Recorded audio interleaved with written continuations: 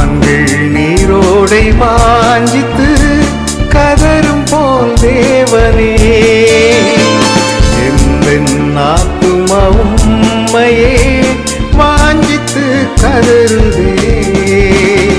தஞ்சமே நீர், அடைக்கலம் நீர், கோட்டையும் நீர் என்றும் காப்பி. தஞ்சமே நீர், அடைக்கலம் நீர்,